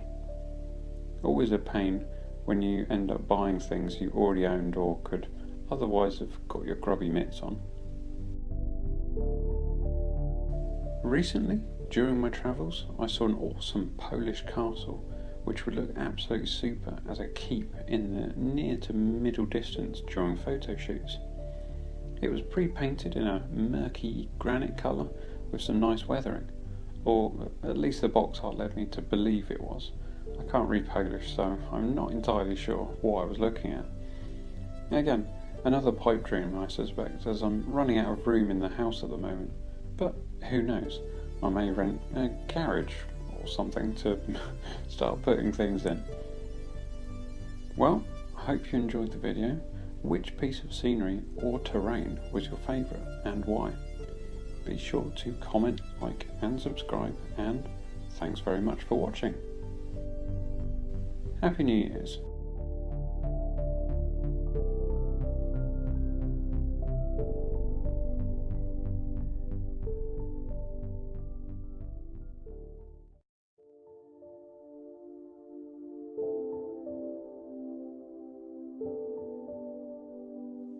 Welcome back, Nerglings. Today we are having a look at some fantastic beasts and where to find them. But before we start, be sure to like, share and subscribe so you don't miss an update. You probably already sussed me with the title of the video. My bad, I couldn't help myself. It's just my wife loves Harry Potter and it's starting to rub off on me, I think. So, what are we looking at? This fine fella is a crazy custom jobby I did about 2 months ago. He's made from a Ralpatha Throne of Bone, metal shields from the Pantheon of Chaos Kickstarter campaign, a set of plastic skulls which I used to build up the area behind the throne, and some plastic pieces from the Chaos War Shrine, namely the large metal skull backplate and the mutated Ogre Bearer. I also used a fair bit of milliput to blend the pieces together, sculpting a sumptuous quilt for them to lounge on, some rather interesting tentacles on the ogre, and, of course, some curious textures on the underside of the throne where the ogre meets the metal palanquin. The base is lasered MDF and is 50mm squared, to give you an idea of the size of the thing. Now, I've had this guy on the paint table for what seems like an age. He's been in various stages of build for about 2 years now, so I thought it prudent to fix him up and get him painted. He's the master of slaves and works for the Chaos Dwarfs, yet I imagine he would work for just about anyone that would pay him enough. Under his watchful eye he marshals Chaos Warrior, Chaos Dwarf and Ogre slavers who cajole the unwashed masses into regiments to fight and die for his paymasters. Not only this, but he's a mighty warlord in his own right. Any man powerful enough to deal with the Chaos Dwarfs and not suffer from their duplicity would have to be. I would suspect his own slave army to number in the many thousands, made up from a plethora of races, colours and creeds. His most trusted servants may even partake in his enormous wealth, gaining treasures beyond their wildest dreams for fealty, and he gifts his strongest fighters with thick armour and durable weapons as reward for their efforts. Whether they fight to simply survive or to impress, he cares not. The next creature we have in the bestiary is a Jabberslith. However, I would rather call it a Jabberwocky, as I loved the old Monty Python styled movie when I was younger. I know it doesn't have wings, but I didn't like the awful fine cast things it came with, so this chap is wingless. It's climbing over some tree bark and old rusty bits and bobs, as I wanted to weigh it down a bit and make it somewhat more robust. The base is 100mm by 50mm lasered MDF and should be heavy duty enough to hold it and the metal pieces. As a somewhat unaffiliated monster, it roams around the edges of the battlefield scavenging for stray horses, weakened foes and friends alike. I doubt it cares much. It makes its home in the dark swamps and cave systems on the edges of the border of the Empire. Whilst physically strong and formidable, it is a carrion creature, preferring to eat the flesh of the dead and dying rather than killing fresh prey. The stench of its hide can be smelt from miles around, as it smells as bad as the filth it consumes. Trolls and other despicable swamp creatures are the only things that dare venture near. For those unwary travellers who stumble across the lair, they may be forgiven for assuming that it's nothing more than an empty, dank cave. They are sorely wrong, however, as beady eyes watch them silently from the darkness. Interlopers are dealt with in the long night when they are scared and weak. Following the Jabberwocky is a Chaos Dwarf Bull Centaur, a mighty creature of myth, the powerful legs and bulk of a boar combined with the deadly cunning of a Chaos Dwarf. He's a metal model from the Pantheon of Chaos Kickstarter and comes in several pieces: the torso, main body, and then 2 right feet, as the casting would have been difficult with 4 feet attached. He's mounted on a regular cavalry base, but is used as a single character rather than within a unit.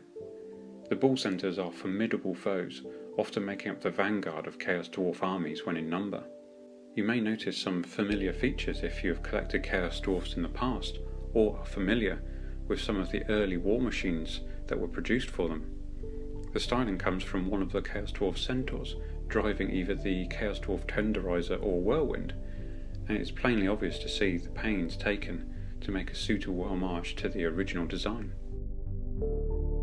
Here is my Beastmaster, and a mutated Hound of Chaos. He has long been one of my favourite models, and was one of the first miniatures I painted for the army way back in 2017 when I first started the Barocca series. He comes armed with a rather nice scythe and whip and drives his dogs to war. I've 4 painted up so far and a few more kicking about in various boxes. They are all different and have their own little personalities. My Beastmasters are a real blast from the past, some being Citadel Chaos Warriors and Chaos Dwarfs, whilst others are Ralpatha Ogres and Dark Elves. They whip, scream and use brute force to move huge monsters, packs of dogs and other nefarious critters towards their enemies. Few dare withstand the charge of a rabid pack of wolves. Next is a mighty Minotaur, another to add to the herd. He's an old miniature with a somewhat oversized head, but is all the more adorable for it.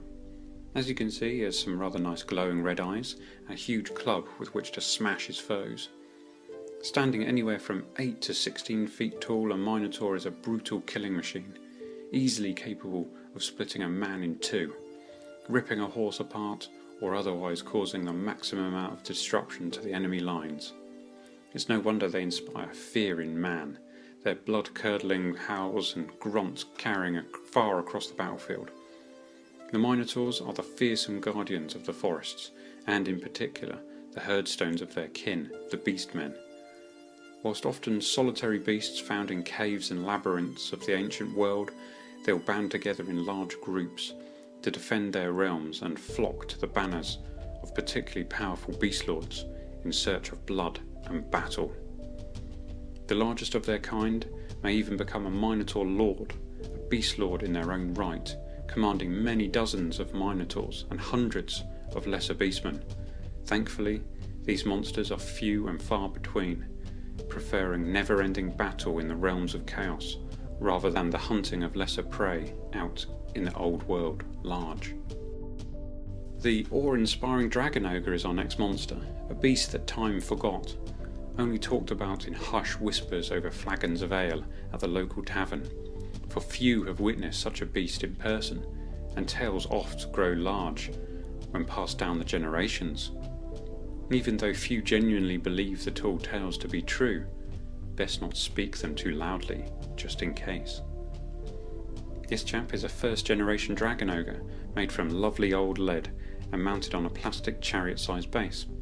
He is clad in a mix of chainmail and plate armour and wields an axe large enough to cut a knight in twain. Best used as a shock and awe lone monster, he is easily capable of holding a regiment at bay, weathering their puny attacks with armour and scale alike.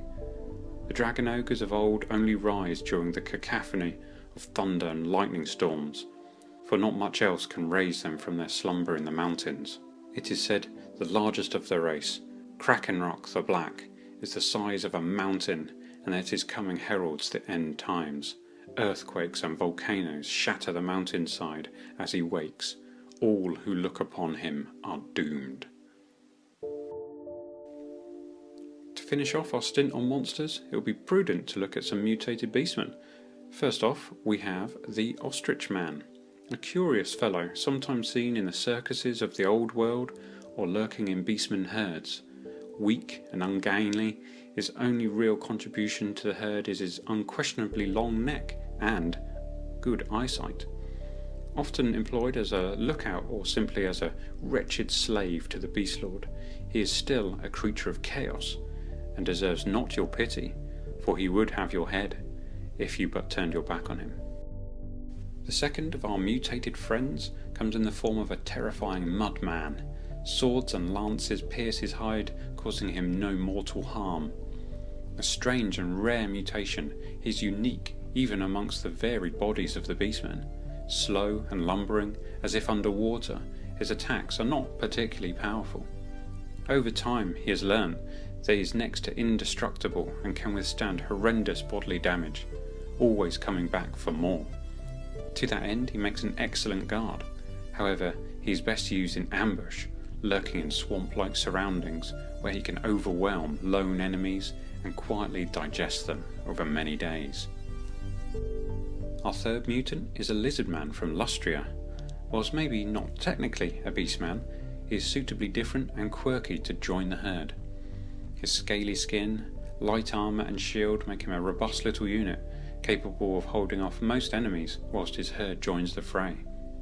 Given a second chance at painting him, I'll give his shield some interesting designs, maybe painting a face on it or at least some checks around the edge.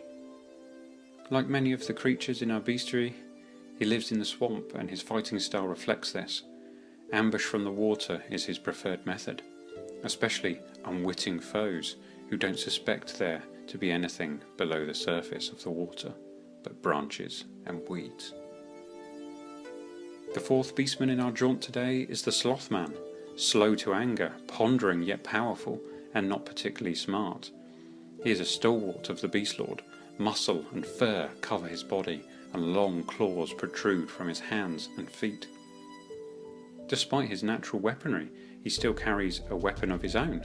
Whether this is to signal that he is more than simply a beast, or through mere imitation of his beastmen brothers, is unknown. Finally, we have the glorious Zygor, a mysterious little creature. He's a classic chaos monster that was sold as a set with a two-headed ogre called Leaping Slom Two-Face, and I believe a three-headed harpy, whose name I forget. He's a fantastic compact little chap, and would make a decent leader for any group of mutated chaos goblins or some such critters. While small, I think he is pretty robust and can hold his own in a fight. Well, that just about does it for today's video. Which model did you like the most and why? Be sure to comment, like and subscribe, and thanks very much for watching. Peace.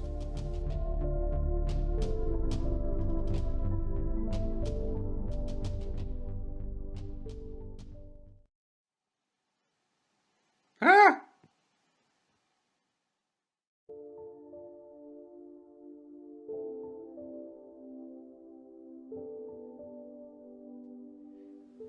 Welcome back, Nerglings. Today we're taking a rose-tinted look back at Building a Realms of Chaos Army Series 3. I will cover what I've achieved this past year, highlight a few lessons learned, and hopefully impart some general hobby tips and tricks too. But before we start, be sure to like, share and subscribe so you don't miss an update. So, what have I achieved this series? I managed to paint or rebase about 100 models this time round, including my Chaos Dwarf contingent, with a baggage train and some fun war machines. I added quite a few interesting monsters and demons to the army, everything from a roaming Jabberwocky to an avalanche of plague bearers and associated beasts, Nerglings and greater demons. Of course, I couldn't forget my Pestigore, which you can see me varnishing as I perambulate through this video. To add to the physical side of getting miniatures painted and based, I've also finally decided on an overarching theme for the army, that being Chaos United. By this I mean the inclusion of just about every colour and creed of chaos in all its forms, the combination of which looks much like the following. A pre-slaughter Chaos Warrior army as the vanguard, supported by a Chaos Dwarf army and a Beastman army. In addition, there will be a full original demon army comprising of demons from all 5 Chaos gods, for either summoning or fielding as allies and the like. Let's delve a little more deeply into the structure of the army as I see it. The Chaos Warriors will be predominantly pre-slaughter with supporting characters, chariots, knights and baggage trains. They will also command a barbarian contingent made up of barbarians, thugs, mutants and mutated humans of various guises. The purpose of this army is really to provide a solid core to the main force, something that all the other armies can bolt onto or support in one way or another. It is made up of primarily unaffiliated Chaos Warriors, so I guess you could call them Warriors of Malal or Chaos Undivided. The Barbarians provide some cannon fodder against ranged armies and additional manoeuvre elements to what would otherwise be a rather slow and blocky force, which would be catastrophically vulnerable to ranged weapons and magic. The Chaos Dwarfs are the siege masters of the combined force. All war machines will be under their command, including everything from the mighty giant Chaos battering ram to simple Skaven weapons teams and orc catapults. In addition to the huge firepower provided by cannons, guns and various thrown objects, the Chaos Dwarfs also bring with them a slave army of orcs and goblins. This will have wolf riders, slaves, black orcs and archers to provide the solid Chaos Dwarf core of 100 Chaos Dwarfs and attached war machines with flank protection. The Beastmen component will simply be a small contingent of Gors and skirmishing Ungor, with a plethora of large monsters and minotaurs. This force is led by a Vermin Lord, and will combine beasts from all corners of the old world, including lizardmen, skaven, beastmen and mutants. This force is not designed to be particularly strategic, but more like a hammer to hit the enemy with against the anvil of the Chaos Warriors and Chaos Dwarfs. Each of the Chaos Gods then has a huge demonic army made up primarily of demons, but also dedicated worshippers of their chosen deity. For the Nergal army I will be including Plague Bearers, Nergal Chaos Warriors, Pestigor, Clan Pestilence Plague Monks, Plague Zombies, Ghouls and Mushroom Men. They will be assisted in their endeavours by a mixture of beasts and spawn. They'll be led to battle by a grand alliance of 7 great unclean ones. In the Khorne army I am including noticeably fewer demons and more large creatures and monsters. So this force will have Bloodletters, Khorne Chaos Warriors, Khorne Gore, Fleshhounds, maybe some Blood Crushers, however I haven't decided on a form they will take yet. They'll be led into battle by Arbol the Undefeated, supported by his lieutenants in the guise of Bloodthirsters and Gargoyles. The Tzeentch army is modelled on a rainbow of colour and weirdness in equal measure. The main units being Blue Horrors, painted in 16 different colours, Tzeentch Chaos Warriors, and a square of bird-like warriors with great weapons. They will have a Battle Rooster, Basilisk, various characters on flying discs, and no doubt a fair few sorcerers. They will be led by 3 Lords of Change, each painted in a primary colour, as if they are made up of the base colours of magic. The Slaanesh army will be made up of an unholy alliance of demons and dark elves. The army will have demonettes, witch elves, harpies, Slaanesh chaos warriors, dark elf bolt throwers, dark elf characters and sorceresses. Maybe one on a dark Pegasus, as I like the model. They'll be led by champions of Slaanesh on various mounts and, of course, a keeper of secrets or 2. Finally, the Malal army will have a force made up of mainly unaffiliated demons and miscellaneous warriors, mostly sourced from the Pantheon of Chaos range, but also including various Balrogs and Shadow Dimension creatures. So that's the overarching plan of attack to building what I hope one day may well be one of the most comprehensive collections of Chaos miniatures in the world. Okay, let's have a look at some of the learning points I've developed whilst building this titanic army. Firstly, it's been difficult to maintain consistency in modelling and painting the miniatures, as I've collected the army over half a decade. I've fought the urge to strip old models and repaint them numerous times, and now have come to the conclusion that if I were to do that, I probably would never get anything truly finished. To that end, I have a real spectrum of painted models, some of them from earlier efforts with little detail work and just the basics complete, whilst others have fully realised flesh tones and oxidised armour. In addition, I've also had models painted by Bazza, Littrick and Rocci that are in their signature styles, so having a mix of my own style coupled with theirs makes for a nice effect. Secondly, I seem to waste a lot of varnish. I can't remember the last time I saw the bottom of an army paint a quick shade varnish pot. I invariably need to throw the pot out as it has become opaque and difficult to varnish anything with before I get through the lot. Honestly though, I'm not sure how to remedy this situation.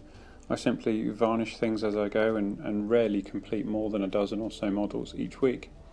If you have any ideas how I could change this, then let me know. Thirdly, I seem to have developed a more painterly way of painting my miniatures. I spent years developing hand control and detailing through my teens and early 20s before I left the hobby for a time. When I came back, I struggled with getting as much detail into the models for a while. Over the last few years, I've then started moving over to a more messy way of painting. I can only put this down to somewhat diminishing eyesight and the zeal to simply get stuff done. Also, I really enjoyed a comment on one of my photos of my Chaos Army saying quantity is a quality all of its own, which I wholeheartedly agree with. Moving on from lessons learned, I have a few hobby tips. When building a large-scale army, don't do everything at once. Ensure you have a few models to clean, glue, sculpt, paint, varnish and base at any one time. This will give you a variety of hobby tasks to be getting on with. So if you aren't feeling particularly creative, you can varnish or base a few models. If you're keen to try a new brush, then you have some models ready to be painted. If your planned army is going to be hundreds of models, then box 3/4 of them up and forget about them whilst you work on a smaller group. This will make what you have to do much more easy to handle both physically and mentally. If you glue everything together all at once and then keep the models on the paint table waiting for some colour, you can easily feel overwhelmed by the enormity of the task. This can lead you to drift off into other hobbies, not want to paint, or simply getting disillusioned with the whole project and starting something smaller and more manageable. Don't feel like every model needs to be award-winning, unless it specifically needs to be. Keep your mad skills for exceptional sculpts or custom pieces that you are particularly proud of. As I said earlier, quantity is its own quality, and you will absolutely understand this when you have 100 fully painted, varnished and based models, neatly ranked up and ready to go. Especially if it took you the same time to complete them as it would to do a Golden Demon winning project. Prioritise like a boss. I'm constantly telling staff in my working environment to prioritise their workload, and it's just as important to do so with hobbying. If necessary, make a list of things you want to work on every month, week or day, and stick to it. With this method you should mix characters, war machines, monsters and troops up liberally so you don't get bogged down with painting dozens of the same thing. Make time to show off completed models. Photograph them and show them in groups to your mates or put them on a blog. Feedback is great and can really help with motivation to start that next unit if you're starting to flag. You can ask for advice, make up a story for the unit or character, or simply load them up to a photo sharing site and share them. Anything like this can be a boost. Collect unique miniatures. One of my rules for collecting is never have 2 of the same model in an army. This means no matter how they are arranged for battle, you'll never see the dreaded twin effect that plagues many otherwise fantastic battle scenes in old White Dwarf magazines and is endemic in historical miniature collections. Well, that's just about all I have for you this time round. I hope you gleaned something from this series and this video. Maybe some of you have been inspired to start your own Oldhammer collection. If you have, please let me know about it below. Remember to comment, like and subscribe, and thanks very much for watching. Peace.